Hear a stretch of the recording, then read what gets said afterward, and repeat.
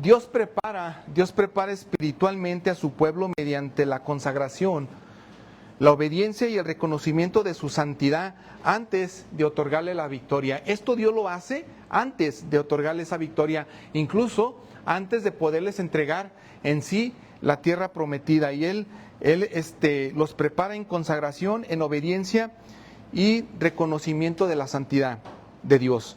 Antes de que Israel conquiste Jericó, Dios establece 3 momentos claves, y es lo que vamos a ver el día de hoy, de renovación. Primero vamos a ver lo que es la circuncisión, lo que es el pacto.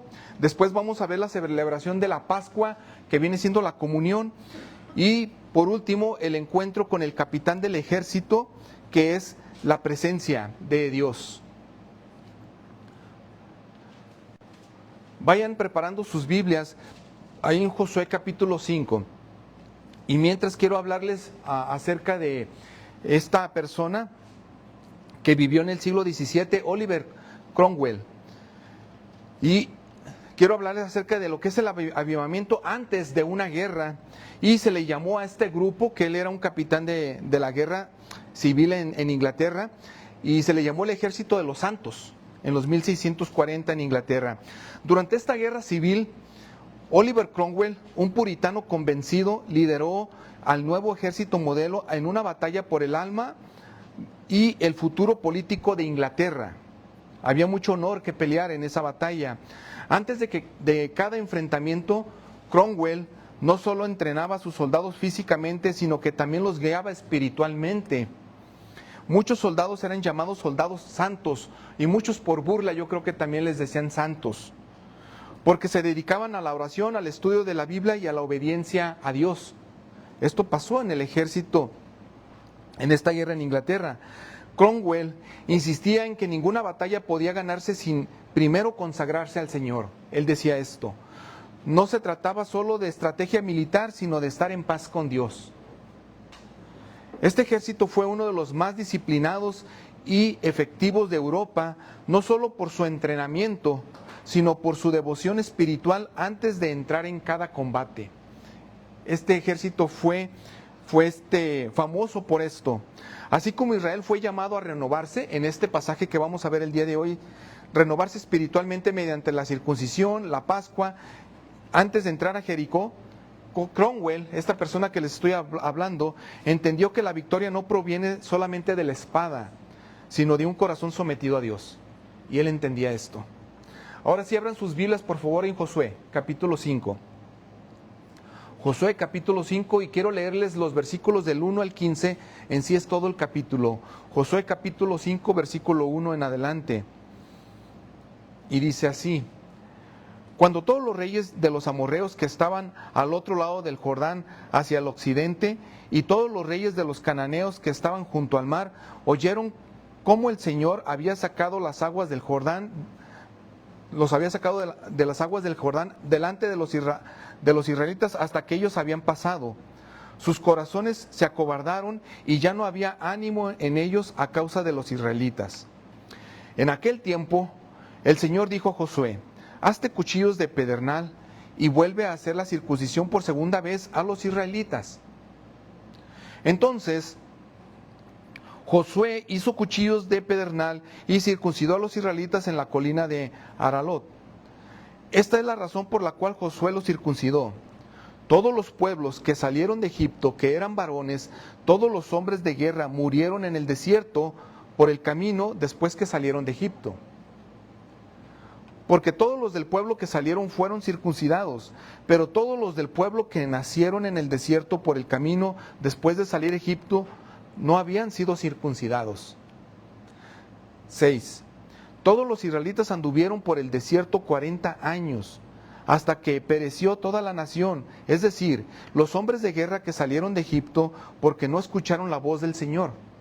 A ellos el Señor les juró que no les permitiría ver la tierra que el Señor había jurado a sus padres que nos daría, una tierra que mana leche y miel. Versículo 7. Y a los hijos de ellos, que él levantó en su lugar, Josué los circuncidó, pues eran incircuncisos, porque no los había circuncidado en el camino, Cuando terminaron de circuncidar a toda la nación, permanecieron en sus lugares en el campamento hasta que sanaron. Entonces el Señor dijo a Josué: hoy he quitado de ustedes el oprobio de Egipto. Por eso aquel lugar se ha llamado Gilgal hasta hoy. Estando los israelitas acampados en Gilgal, celebrando la Pascua en la noche del día 14 del mes en los llanos de Jericó, el día después de la Pascua, ese mismo día, comieron del producto de la tierra panes sin levadura y cereal tostado. El maná cesó el día después de que habían comido del producto de la tierra, y los israelitas no tuvieron más maná, sino que comieron del producto de la tierra de Canaán durante aquel año.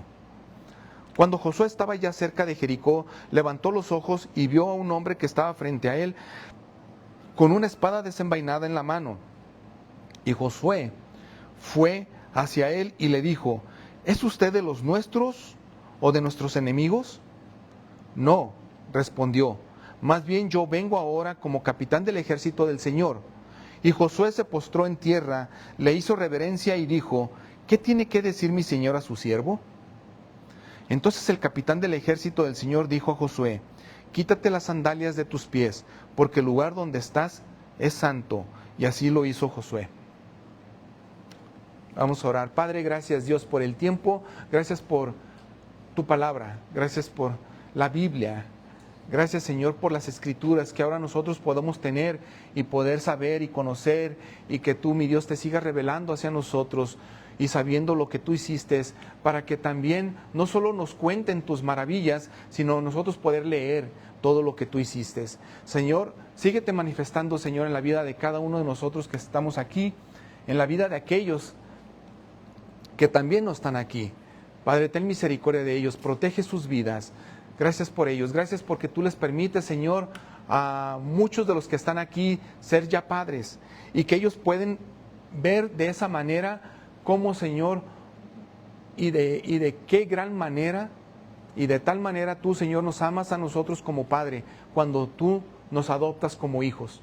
Y es una manera de poderlo ver y poderlo vivir y poder tener esa evidencia de que tú, Señor, nos permites ser padres a muchos, para poder ver el amor tan grande y poder considerar eso, todo lo que tú haces por nosotros. Ayúdanos. Gracias por este tiempo. Háblanos a nuestros corazones. En el nombre de Jesús oramos. Amén. Amén. Este pasaje que acabamos de leer, que ya estamos en el capítulo 5 del libro de Josué, y ya hemos venido hablando cómo Josué empieza a guiar al pueblo de Israel por el liderazgo de Josué después de la muerte de Moisés, y cómo ya le permite ya entrar a la tierra prometida, y ya están ahí en Gilgal, que es el primer, podemos decirlo así, como pueblo, o como un pueblito en la cual llegaron ellos, acamparon ahí, o ellos lo empezaron ahí a poblar, pero ya la ciudad que seguía, que tenían enfrente, era Jericó. Ya vimos cómo también Dios permitió y Dios los guió a que cruzaran el mar, en el éxodo del Mar Rojo, pero aquí, en esta historia de Josué, el río Jordán, en seco también.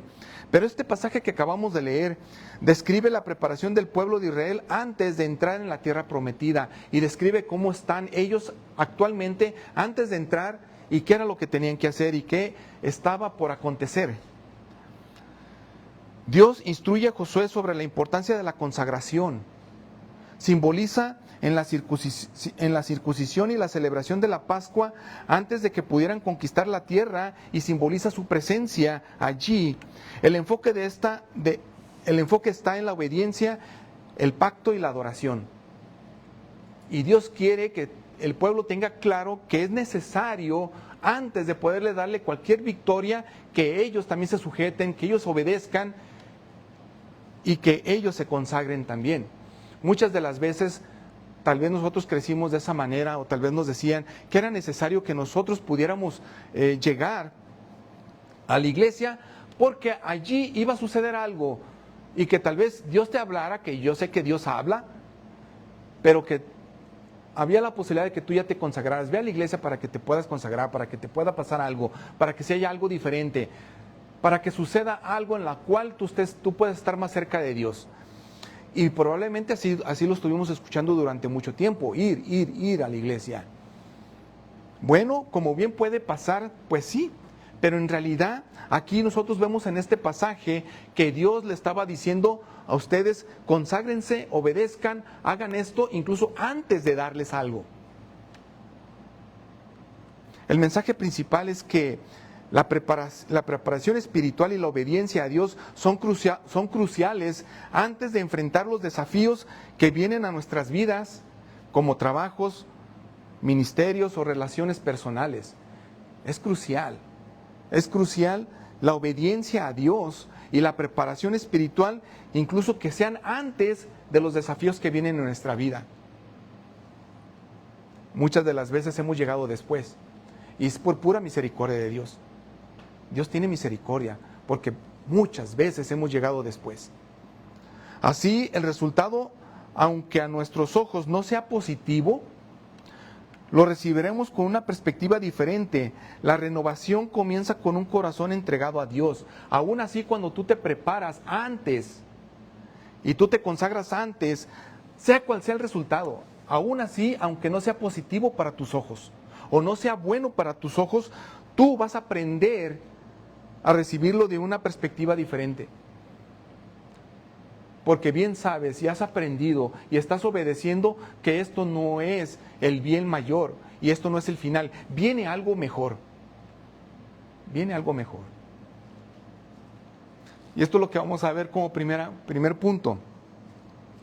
Y vamos a hablar sobre el pacto que Dios hizo también con el pueblo de Israel. Y esta es la señal de la consagración de los versículos del 1 al 9. Pero quiero hablarles solamente primero de los 2 versículos donde en los primeros 10 versículos Dios ordena a Josué que haga cuchillos de pedernal y circuncide a la segunda generación nacida en el desierto. Y estos son los 2 versículos. Y si usted no lo alcanza a ver, puede verlo en su Biblia, versículos 1 y 2 de Josué capítulo 5.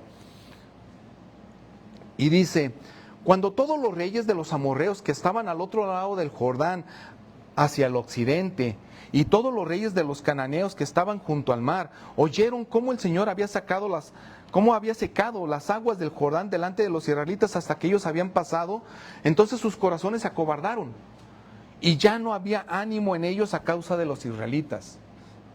En aquel tiempo el Señor dijo a Josué: hazte cuchillos de pedernal y vuelve a hacer la circuncisión por segunda vez a los israelitas. Quiero hablarles algo de la circuncisión. Aquí la palabra circuncidar significa remover o cortar, pero que implica también un acto de separación para Dios. Era una señal de un pacto.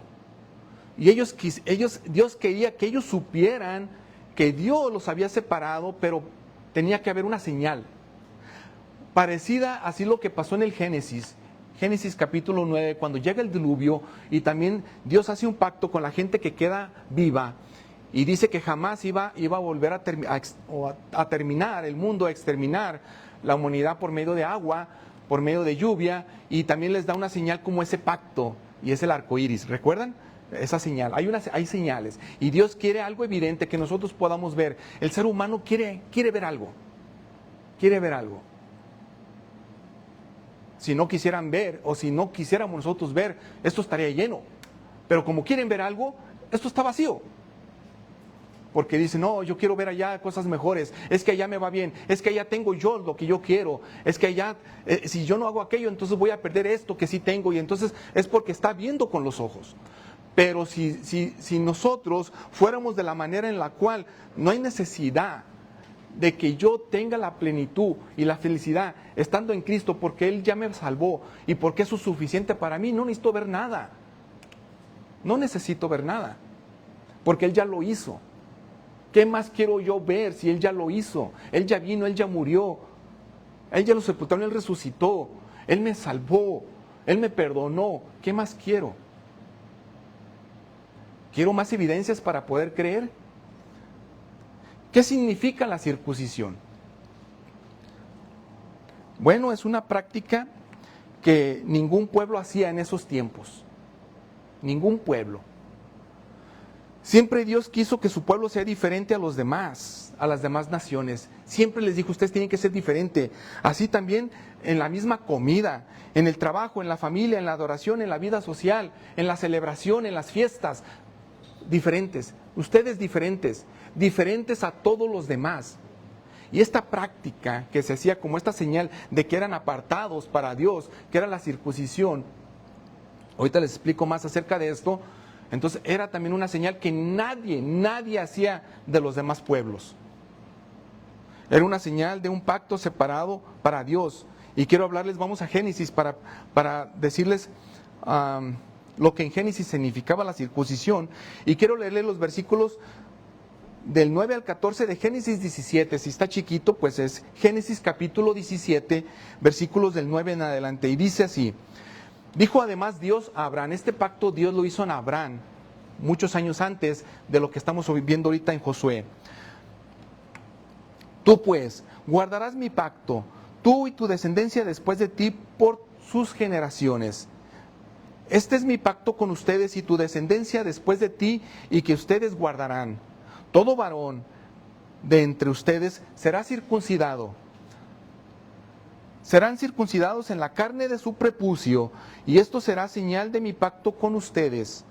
A la edad de 8 días será circuncidado entre ustedes todo varón por sus generaciones. Asimismo, el siervo nacido en tu casa, o que sea comprado con dinero cualquier extranjero que no sea tu descendencia. Ciertamente ha de ser circuncidado el siervo nacido en tu casa o comprado con tu dinero. Así estará mi pacto en la carne de ustedes como un pacto perpetuo. Pero el varón incircunciso, que no es circuncidado en la carne de su prepucio, esa persona será cortada de entre su pueblo.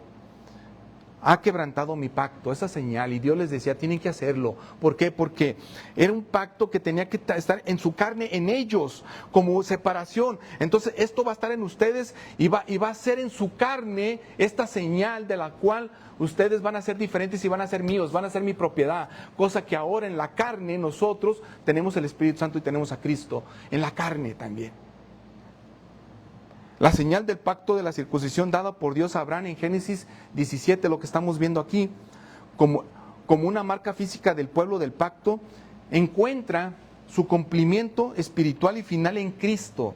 Esto se encuentra, este cumplimiento final está en Cristo. Este cumplimiento es explicado principalmente en este pasaje en Colosenses.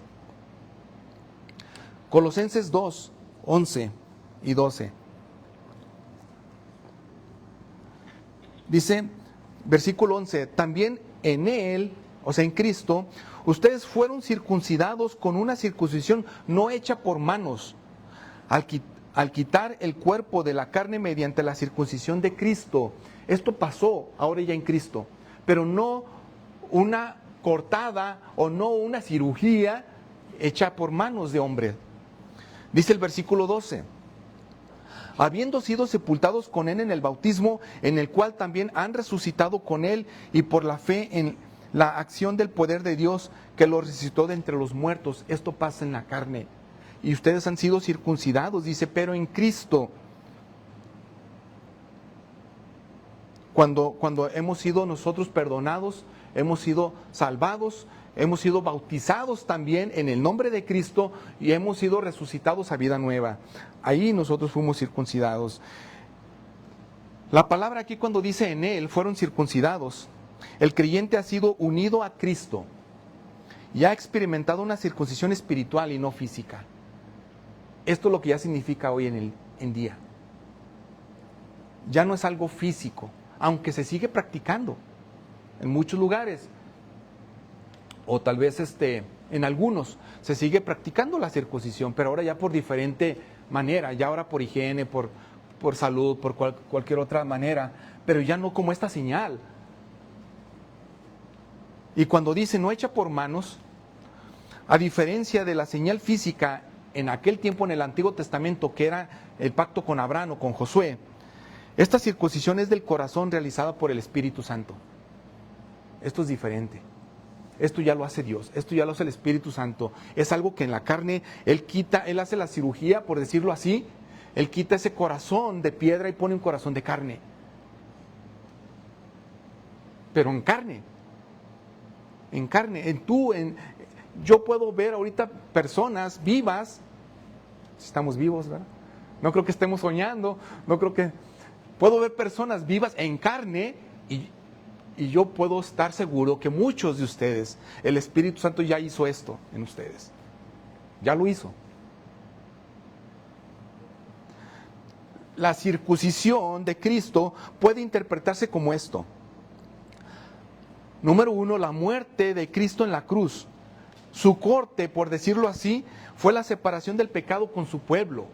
Cristo muere en la cruz del Calvario y ahí en la cruz del Calvario, por decir así, que ese corte que tenía que haber en aquel tiempo físicamente en el Antiguo Testamento, que cortaban la carne de estos pequeños, bueno, ese corte fue la separación del pecado de su pueblo. Y Él venció la muerte también. Y separa ahora lo que es ese dominio que antes teníamos nosotros, que nos dominaba la muerte o el pecado. Cuando estábamos sin Dios, ahora Cristo lo separa. Y también la participación del creyente en esa muerte al unirse en el bautismo. Esto también significa eso. En el bautismo también. ¿Y dónde vemos esto? En el Nuevo Testamento, en Romanos. Romanos capítulo 2, versículo 28 y 29. Dice, porque no es judío el que lo es exteriormente, ni la circuncisión es la externa en la carne. Fíjense, ya dice esto el apóstol Pablo, ya en el Nuevo Testamento. Y dice, pues el judío, en el versículo 29, el que lo es interiormente, y la circuncisión es la del corazón, por el Espíritu, no por la letra, no por la ley.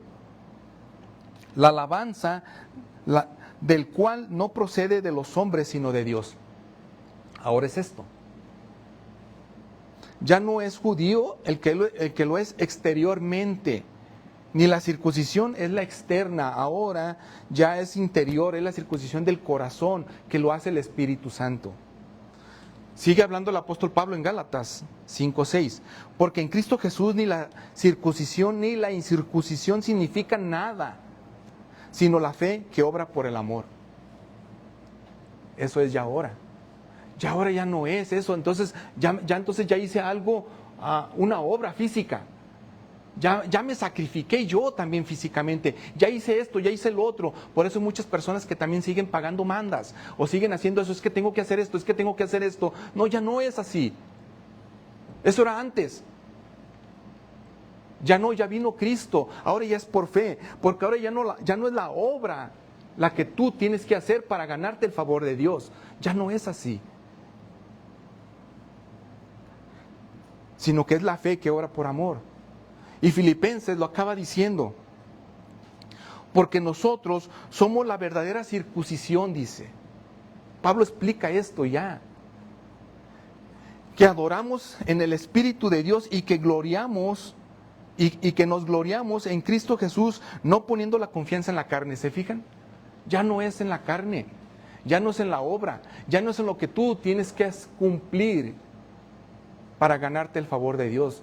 Ya no es así. Ya ahora es Cristo el que hizo todo. Ahora vamos a creer en Él. En resumen de esto que estamos viendo, Cristo cumple la señal del pacto al hacer efectiva en sus redimidos la verdadera circuncisión espiritual del corazón, por medio de su muerte, por medio de su resurrección y el nuevo nacimiento en el Espíritu. Especialmente para algunos presbiterianos, y voy a hablar de este grupo, el bautismo infantil es ahora la señal visible de esa obra espiritual cumplida en él. Ahora hacen como esa señal visible en el bautismo de bebés. A diferencia del bautismo católico, a diferencia del bautismo que es en la Iglesia Católica, que la mayoría de ellos en la Iglesia Católica hace esta práctica porque dicen que puede quitar pecados. Esa es la diferencia. Ahí sí lo hacen por quitar pecados. La Iglesia Presbiteriana lo hace como una señal del pacto en el Nuevo Testamento, que es el bautismo de bebés. Pero bueno, nosotros no hacemos esa práctica. Nosotros, en el bautismo del adulto creyente, es una señal que significa que Dios ha unido al creyente a Cristo. Y ahora esta es nuestra señal. Ahora nosotros, el bautismo del adulto que ha creído, nosotros lo estamos diciendo al mundo, es una señal que Dios lo ha unido a Cristo por su muerte, sepultura y resurrección de Cristo. Ahora nosotros también, nosotros hemos muerto a nuestra vieja naturaleza. Ahora hemos sido sepultados en Cristo, pero hemos sido resucitados a vida nueva. Y eso nos lo dice Romanos también. Quiero traerles también este versículo que dice Deuteronomio 10:16. Circunciden pues su corazón y no sean más tercos. Desde el Antiguo Testamento ya estaban diciendo, no solamente es la obra, no solamente es porque ya te circuncidaste, ya la hice, ya soy parte. No, no es eso. Circunciden pues su corazón y no sean tercos. Quiero que regresemos a Josué, ahora el versículo 6. Donde dice, donde el versículo se recuerda que la generación anterior pereció por desobedecer. Ahora esta nueva generación debe ser consagrada. Y quiero leerles el versículo 6. Vamos a Josué y ya regresamos. Ya les expliqué esta parte de lo que es la circuncisión. Ahora vamos a ver la desobediencia. Miren en el versículo 6 de Josué capítulo 5. Pues los israelitas anduvieron por el desierto 40 años. Hasta que pereció toda la nación, es decir, los hombres de guerra que salieron de Egipto, porque no escucharon la voz del Señor. A ellos el Señor les juró que no les permitiría ver la tierra que el Señor había jurado a sus padres que nos daría, una tierra que emana leche y miel. Y ahí está. Ok, estas personas vieron todas las obras, todas las señales, por decir así, todos los milagros que Dios hizo desde que estaban en Egipto, desde las pestes que le cayó al pueblo de Egipto. Salen, todavía ven lo que pasa en el Mar Rojo y todavía pasan. Y aún así, esta generación no quiso escuchar la voz de Dios. Desobedeció, se rebeló contra Dios. Entonces Dios dice, ustedes no van a ver la tierra prometida, todos ustedes van a morir. Por eso los puso a que rondaran y dieran vueltas en el desierto por 40 años, pudiendo haber llegado en 2-3 semanas. 40 años, dando vueltas, para que murieran todos. Ahí nacieron muchos, ahí nacen muchos. Pero esa generación que nació en el desierto no estaba circuncidada. No había tenido esa señal del pacto, por decirlo así. Pero nacieron muchos. Entonces, por eso que pasaron 40 años, mueren todos, solamente 2 no, que eran de la primera generación, que era Josué y Caleb, que ellos entraron de la primera generación, pero todos los demás eran hijos de los que habían salido de Egipto. Y por eso, dice el versículo 9 de Josué, dice... Entonces el Señor dijo a Josué, hoy he quitado de ustedes el oprobio de Egipto, por eso aquel lugar se ha llamado Gilgal. Entonces les dice, ahora a ellos vamos a circuncidarlos, los vas a circuncidar, te vas a preparar cuchillos de esto, vas a hacer esta señal que son míos, que me pertenecen, porque les voy a quitar el oprobio, dice. He quitado el oprobio de Egipto. Y esto, cuando dice oprobio, esta palabra implica vergüenza o deshonra. Dios remueve la identidad de la esclavitud y Dios quiere remover eso. Así como removió toda esa primera generación que incluso había pasado por la esclavitud de Egipto, Él quería remover todo y removió todo. Pero también lo quería hacer en la carne de esta nueva generación también. Entonces Él quería quitar la vergüenza y la deshonra. Dios quería remover toda la identidad de esclavitud, todo recuerdo que tenían de ser esclavos. Así como, quiero decirles esto, así como el atleta olímpico de alto rendimiento debe someterse a estrictos entrenamientos y dietas, separándose de placeres comunes para poder competir efectivamente, se separa. Así también Israel debería ser separado para la misión de Dios y tenía que ser separado, tenía que ser diferente. Ustedes van a tener esto, esta señal, este pacto, van a hacer esta práctica porque son separados, son distintos a todas las demás naciones. Ahora en este punto hay que preguntarnos esto. ¿Hay algo en tu vida que necesita ser cortado para consagrarte plenamente a Dios? ¿Tienes que ser separado de algo? ¿Tienes que dejar algo? ¿Tienes que abandonar algo? ¿Algo tiene que ser cortado en tu vida para que tú te consagres plenamente a Dios? ¿Qué oprobios llevas que Dios quiere remover para darte identidad en Cristo y tú los quieres seguir llevando y cargando, cargando? Dios te quiere quitar esa, te quiere dar una nueva identidad de que ya no eres esclavo de eso o de aquello, pero tú lo quieres llevar. Ya Dios te quiere quitar de esa vergüenza que tú llevas. Pero muchas veces nosotros no queremos desprendernos de algo. Hay algo que te tienes que desprender. La consagración a Dios quiere obediencia, incluso cuando es doloroso o contracultural. Si hay algo aquí que es contracultural, algo que tú dices, pero esto no está pasando, no se ve, no es la moda, no sé qué estás viendo, no sé qué ves. Pero aún así la consagración de Dios requiere obediencia, aunque tú veas que va a ser doloroso o contracultural, o que no va a la moda. Hoy, esto se refleja en la circuncisión del corazón, una transformación interna por el Espíritu Santo. Y por último, en este punto, quiero leerte Romanos 2:29. Pues es judío el que lo es interiormente. Y la circuncisión es la del corazón por el Espíritu, no por la letra, la alabanza del cual no procede de los hombres, sino de Dios. Ese es el cristiano. Ese es el que Dios ha separado.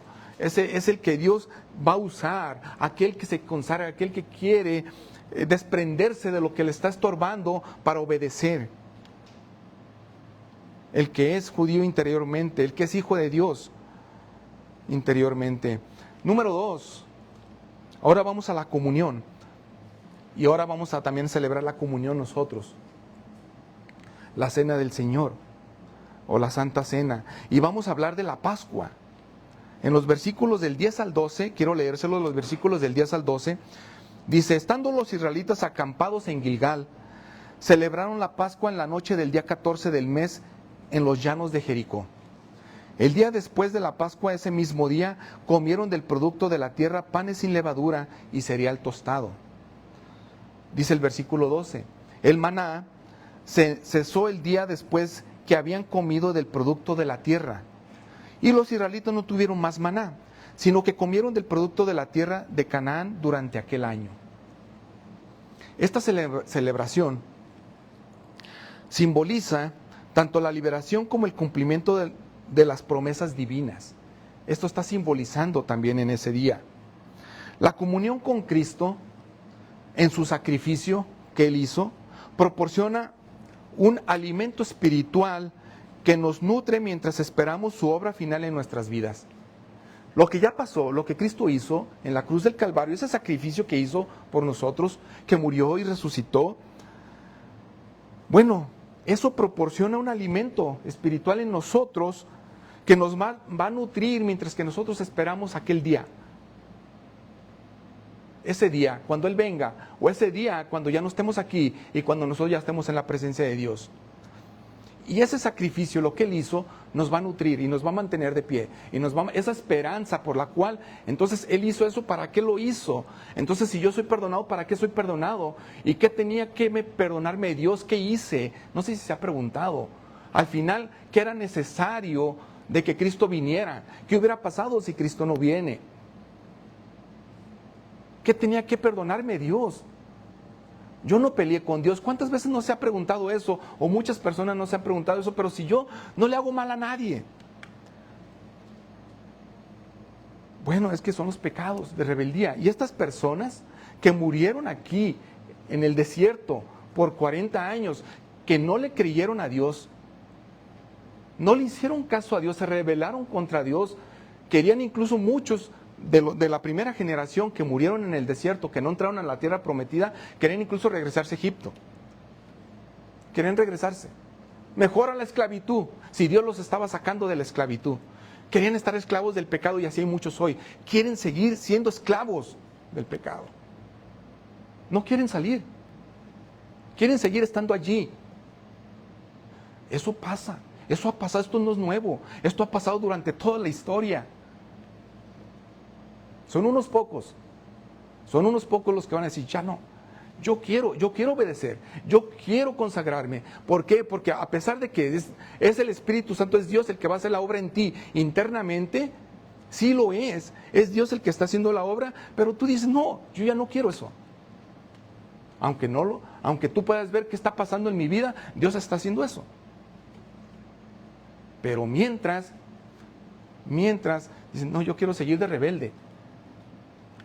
Quiero seguir escuchando las cosas que están allá afuera. Quiero seguir practicando lo que las otras personas están haciendo. No viendo aquí nosotros que estamos leyendo que Dios quería y por eso puso esa señal para que fueras diferente a todos los demás. Tienes que ser diferente a todos los demás. Ahora dime, yo te pregunto, ¿las demás personas que te rodean saben que eres cristiano?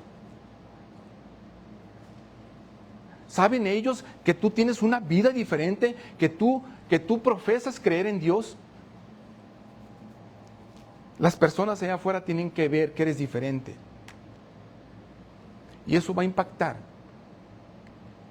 Eso va a impactar. Porque si ustedes se fijan que leímos también en Josué capítulo 5 al principio, en el 1 al 2, que los amorreos y que los seduceos y los que estuvimos hablando, esos reyes y toda esa gente tenía miedo de lo que había escuchado, cómo Dios los había sacado o había secado el mar y el río Jordán y cómo los había liberado, ya habían escuchado.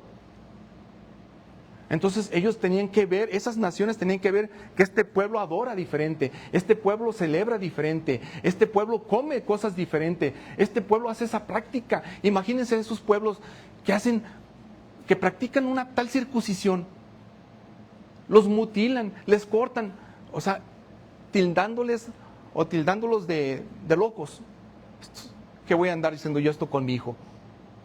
Imagínense las naciones. Y Dios dijo, ustedes tienen que ser diferentes. Y va a pasar algo que va a suceder en la carne, va a suceder allí. Y Cristo lo viene a cumplir en el corazón.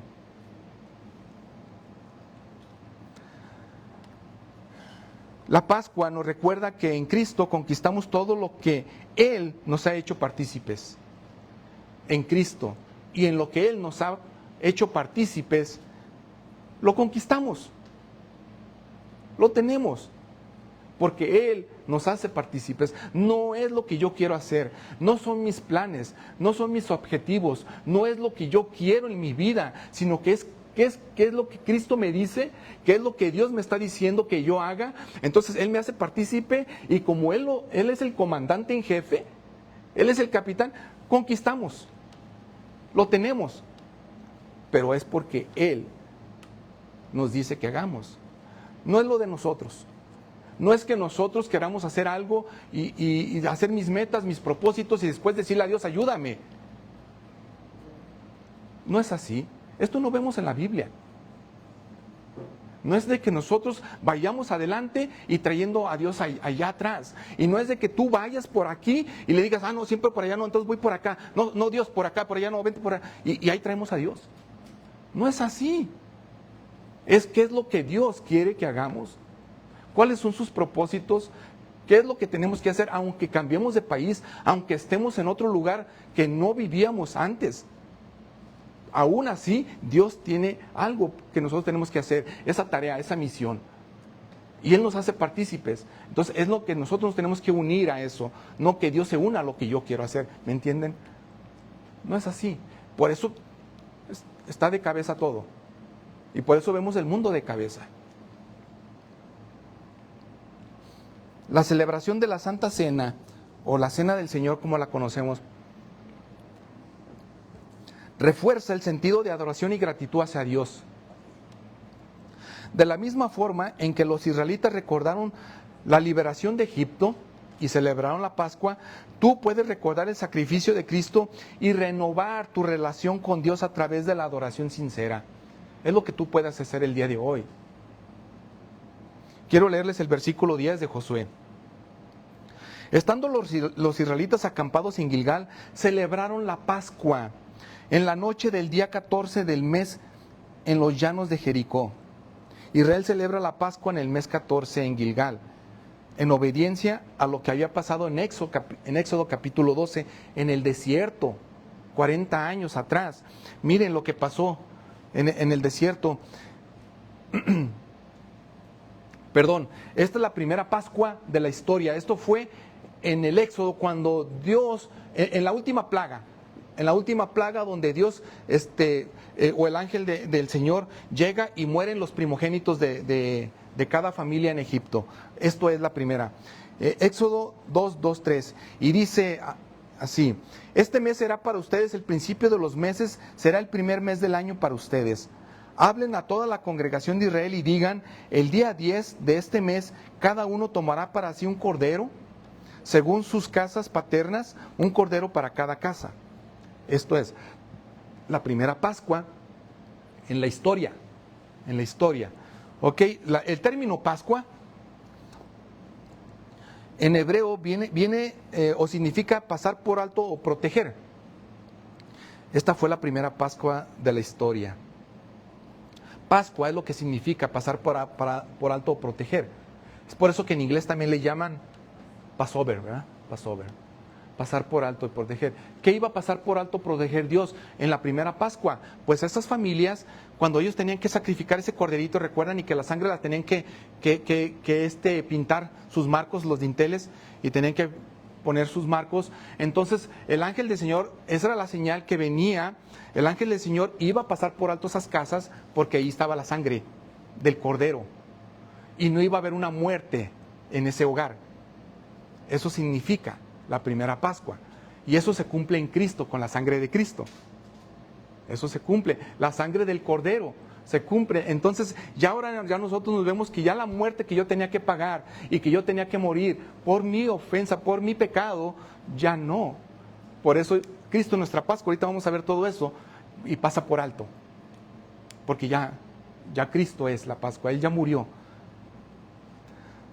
Ahora quiero que veamos la primera Pascua en el desierto. En el desierto, pero con Moisés. En Números 9 del 1 al 5. Y se los voy a leer, estos números. El Señor habló así a Moisés en el desierto de Sinaí, en el primer mes del segundo año de su salida de la tierra de Egipto, que los israelitas celebren la Pascua a su tiempo señalado. El día 14 de este mes, al atardecer, ustedes la celebrarán a su tiempo señalado. La celebrarán conforme a todos sus estatutos y conforme a todas sus ordenanzas. Mandó pues Moisés a los israelitas que celebraran la Pascua. Y celebraron la Pascua en el mes primero, en el día 14 del mes, al atardecer, en el desierto de Sinaí. Tal como el Señor había ordenado a Moisés, así lo hicieron los israelitas. Esto ya fue la primera Pascua, pero ya en el desierto. Porque recuerdan que yo les platiqué que tuvieron que quedarse ahí vagando 40 años. Bueno, pues hubo una primera Pascua ahí también, en el desierto. Ya no tanto la primera Pascua de la historia en el Éxodo, cuando están todavía en Egipto, ¿recuerdan? Esta es otra. Ahora hubo otra primera Pascua, y es la que estamos viendo hoy, en Josué 5:11. O sea que hubo 3 primeras Pascuas. Primeras, porque ya hay muchas. La primera en el Éxodo, en Egipto, la primera en el desierto con Moisés, y la primera en la tierra prometida con Josué. Josué 5:11, el día después de la Pascua, ese mismo día comieron del producto de la tierra, panes sin levadura y cereal tostado. Ahí empiezan a celebrar la Pascua, a recordar lo que Dios había hecho al sacarlos de Egipto, y cómo Dios pasó por alto el ángel de la muerte, por decirlo así, por la sangre del cordero. Y dice el versículo 11 que comieron del fruto de la tierra. Y aquí en el versículo 11, cuando dice, esto no lo tengo, pero cuando dice que comieron del fruto de la tierra, pan sin levadura y grano tostado, era un símbolo del inicio de una nueva etapa de provisión en la tierra prometida. Un nuevo inicio de provisión. Dios te había proveído durante el desierto. Ahora Dios te va a seguir proveyendo en la tierra prometida. Y Dios nunca nos deja. Y nunca los dejó. Porque la provisión anterior estaba a punto de terminar, y esto lo vemos en Josué 5:12. El maná cesó el día después que habían comido del producto de la tierra. Los israelitas no tuvieron más maná, sino que comieron del producto de la tierra de Canaán durante aquel año. En el versículo dice que cesó el maná. Y el maná lo habían tenido por muchos años en el desierto. Muchos años en el desierto. Incluso hasta más que maná, porque hubo un tiempo que se quejaron los del pueblo, los israelitas, y decían, ¿cómo nomás maná? ¿Cómo nomás maná? ¿Cómo nomás maná? Y Dios les manda codornices, ahí les va carnita. Y tanto así les mandó que hasta les salían por las narices, dice la Biblia. Dios proveyendo. Ahora aquí ya se acabó lo del maná. Cesó el maná. Pero yo les estaba enseñando, pero espérate, no te preocupes, le estoy diciendo con mis palabras, que yo voy a seguir proveyendo. Algo nuevo viene. Dios les provee de manera natural ahora ya con sembrando y cosechando. Esto implica madurez. Del desierto a la responsabilidad. Vienen del desierto donde no cosechaban y no cultivaban. Dios les estaba dando el maná y codornices. Pero ahora ya implica, tienen que madurar y tienen que ser responsables. Ahora van a cultivar y van a cosechar. Ahora tenían que hacer trabajo. Un padre, y hablando otra vez de los padres, felicidades otra vez padres, un padre deja de alimentar a su hijo de leche y papilla o Gerber, ¿cómo conocen ustedes eso? Cuando ya puede masticar comida sólida. Si el papá se da cuenta, ahí veo ya el bebecito allá, felicidades papás, Dios me los bendiga. Bueno, pues ese bebecito va a llegar el momento en que va a estar comiendo papilla, algo así como molidito, ¿verdad? Lechita, está comiendo. Pero cuando ya el papá se da cuenta, o los papás se dan cuenta, que ya puede comer comida sólida, dejan de darle eso y le dan comida sólida. Así, Dios deja el maná cuando su pueblo puede vivir del fruto de la tierra. Así Dios también te corta de ciertas cosas cuando Dios se da cuenta que tienes que ser responsable en otras. Porque Él te va a seguir proveyendo. No te va a dejar. Pero tienes que ser responsable. Tienes que madurar. Dios te dice, ok, esto ya no. Fíjate que esta provisión se acabó.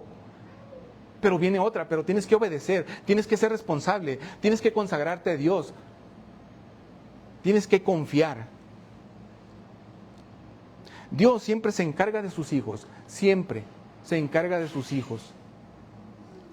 Cuando está a punto de cesar una provisión, es porque también viene otra en camino. Pero siempre contaremos con la provisión de Dios.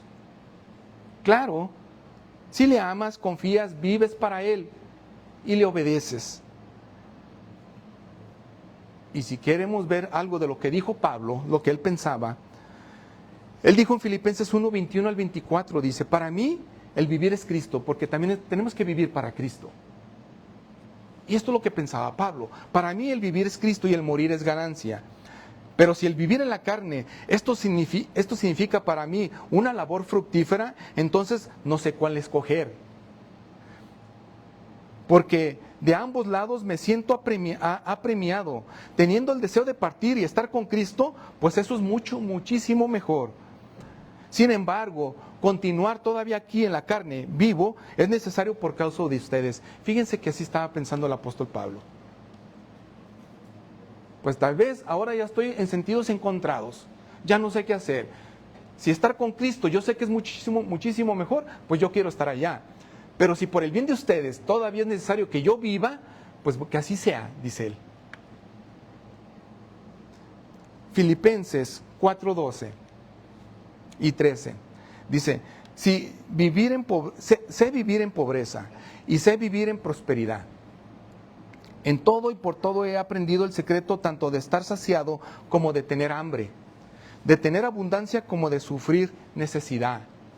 Y después de este versículo viene el famoso versículo 4:13, Filipenses, que dice, todo lo puedo en Cristo que me fortalece. Donde muchas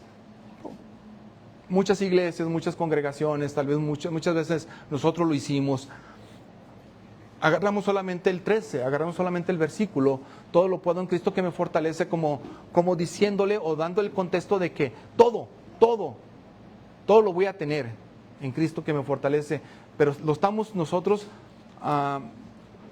interpretando como que todo es yates, casas, barcos, no sé, dinero, sí, lo que es la pasiones. Estamos entendiendo esto, y esto no es así, porque hay que leer el versículo 12 también hay que leer el anterior, hay que leer toda la carta. Incluso cuando se escribió Filipenses, cuando Pablo estuvo escribiendo Filipenses, estaba en la cárcel, él estaba encarcelado, y él decía esto: todo lo puedo en Cristo que me fortalece, y estaba en la cárcel, no le hacía falta nada, porque tenía la comida, tenía, por decirlo así, el techo, que era una celda, estaba encarcelado, pero él estaba feliz porque el evangelio estaba siendo predicado. Y se seguía predicando. Entonces dice, en todo he sido enseñado, tener mucho y tener poco. Entonces, para que nosotros sepamos que cuando dice que en todo lo puedo en Cristo que me fortalece, es porque tenías lo esencial, tenías vestido y comida, tenías techo, y porque el evangelio estaba siendo predicado. Eso es. ¿Estás agradecido por el sustento espiritual y físico de Dios en tu vida? Si estás agradecido de lo que tienes ahorita realmente, ¿reconoces las nuevas formas en que Dios provee en distintas etapas? Tal vez para muchos viene una provisión diferente, otra etapa, tal vez otros están viviendo otra etapa de sus vidas. Pero ¿reconoces eso? La Pascua señala nuestra comunión con Cristo, que es el Cordero. Él es nuestra Pascua, dice Pablo. Nuestra vida cristiana debe estar marcada por constante gratitud y comunión con Dios. Así debe ser todos los días. Todos los días. Así tu vida debe estar marcada por constante gratitud y comunión con Dios. Así debe de ser. ¿O qué te falta? ¿Qué te ha faltado? ¿Alguna vez te has quedado un día sin comer? No sé si te acuerdas, pero probablemente, ¿verdad? Pero bueno, ¿qué aprendiste? ¿O qué vemos en eso? Ahora, si Dios nunca nos ha dejado, ¿nos dejará?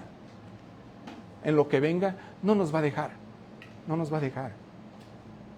Esto es lo que dijo Pablo cuando dijo que Cristo era nuestra Pascua. Dice, limpien la levadura vieja para que sean masa nueva, así como lo son en realidad, sin levadura, porque aún Cristo, nuestra Pascua, ha sido sacrificado. Y aquí el apóstol Pablo estaba hablando sin levadura, porque en el Antiguo Testamento comían panes sin levadura, porque la levadura, las que hacen postres o las que cocinan pan, saben que la levadura hace que el pan o la galleta o algo cambie su apariencia y se infle, ¿no? ¿Sí, verdad? Cambie la apariencia. Entonces, ya en el Nuevo Testamento, el apóstol Pablo dice sin levadura, porque él decía que la levadura de los fariseos era hipocresía. No cambies de apariencia. No digas una cosa y vivas otra, sino que lo que profeses creer, eso vive, sin levadura, sin apariencias. Y eso es lo que está hablando aquí. Porque aún Cristo es nuestra Pascua y ya ha sido sacrificado. ¿Ven? Quiero que incline su rostro, por favor, quiero que oremos, y en una oración más terminamos, pero seguimos ahora con nuestra Pascua, ahora sí con lo que vamos a celebrar hoy, y vamos a celebrar la cena del Señor. Después le voy a pedir a los diáconos que pasen, por favor, y que me ayuden también en la celebración de esta Pascua, y ya después le doy las instrucciones. Incline su rostro y vamos a orar. Padre, gracias Dios por este tiempo. Gracias, mi Dios, porque has sido muy bueno para con nosotros. Perdona, Señor, nuestros pecados. Señor, si en algo, Señor, nosotros tenemos que ser reconciliados contigo, perdónanos, y que cada uno vayamos corriendo hacia ti, hacia el altar, y decirte, Señor, he hecho esto, perdóname. Allí, Señor, ayuda a cada uno en su lugar y perdona sus pecados. Dales la oportunidad a varios de ellos que celebremos esta Pascua, que celebremos esta comunión en la cual recordamos tu muerte, tu resurrección, tu sepultura y tu resurrección, y que ahora, Señor, se manifiesta en nuestras vidas por medio del Espíritu Santo, en la cual hemos sido bautizados en Él, muriendo y resucitando en Cristo y viviendo para Cristo. Eso es la celebración. Gracias, Señor, porque recordamos que vas a venir una vez más y vienes por segunda vez. Pero esta vez vienes por tu pueblo, vienes por tu iglesia. Que seamos parte de ese evento, que seamos parte de esa iglesia en la cual viene para recogerla. Viene tu Hijo para recogerla. Gracias, Dios. Ayúdanos. Y gracias por este mensaje. Gracias por tu palabra. Porque en el nombre de Cristo Jesús oramos. Amén. Amén.